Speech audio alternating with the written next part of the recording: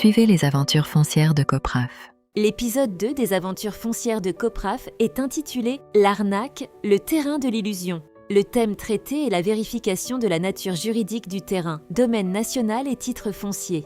Bonjour, nous vous présentons l'épisode 2 des aventures foncières de Copraf. Aujourd'hui, vous suivez les aventures de Algaf, le courtier, un beau parleur, un peu filou, avec 3 téléphones qui sonnent sans cesse. Awa, une émigrée sénégalaise, souhaitant investir ses économies dans la construction d'immeubles. Bonjour Awa, vous êtes bien rentré à Saint-Louis ? Votre projet d'investissement pour la future résidence Teranga avance bien. Je vous propose pour son extension un terrain non loin de là. Vous voyez bien ce chantier ? C'est le mien. J'ai vendu beaucoup de terrains à des émigrés comme vous. Maintenant, allons voir la merveille que je vous ai réservée. Awa, ma sœur, regarde-moi cette merveille. Ici, c'est le futur Diamniadio. Demain, il y aura une autoroute, un centre commercial et peut-être même un aéroport privé juste là. C'est beau Algaf, Metch, et les papiers ? Tu m'as dit que c'était un vrai titre ? Stop réveil. Vous avez entendu loi ?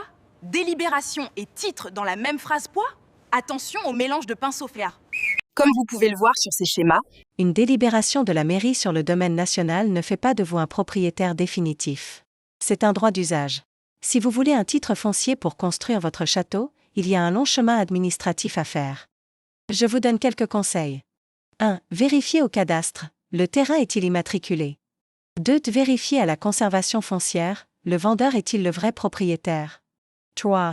Ne payez jamais dans la rue, un acompte se fait devant notaire ou avec des preuves solides. Algaf, j'allais payer tout de suite. Mais après avoir écouté les conseils de Oulimata de la Copraf, je pense qu'on doit d'abord passer au bureau du cadastre ensemble. Le cadastre ? Ah, il ne travaille pas aujourd'hui, non ? Monsieur Algaf. En regardant de près, on voit que le tampon sur le titre de propriété est celui de l'association des propriétaires d'immeubles et non celui de l'État. C'est de l'arnaque.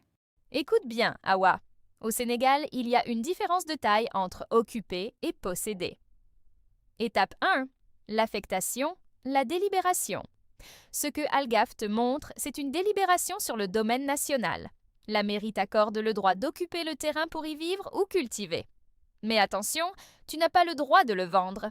Si la mairie change d'avis pour un projet d'utilité publique, tu n'es pas propriétaire du sol.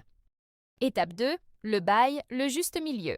Pour sécuriser ton investissement, tu dois transformer ce droit en bail. C'est un contrat de longue durée avec l'État. Là, tu commences à être protégé et tu peux obtenir un permis de construire en règle. Étape 3. Le titre foncier, le Graal. C'est le seul document qui te rend propriétaire définitive et inattaquable. C'est ce qu'on appelle l'immatriculation au livre foncier. Sans ça, ton château repose sur du sable administratif. Ne bâtissez pas votre projet sur du sable administratif. Au Sénégal, 80% des litiges naissent d'une confusion entre droit d'usage et propriété. Sécurisez votre patrimoine foncier avec la Copraf. L'acquisition d'un terrain est l'investissement d'une vie. Ne le laissez pas au hasard. La Copraf vous explique la différence entre un droit d'usage, délibération et une propriété pleine, titre foncier.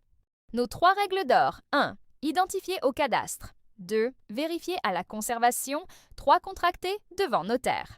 La Copraf vous dit au revoir et à bientôt pour l'épisode 3 des aventures foncières de Copraf.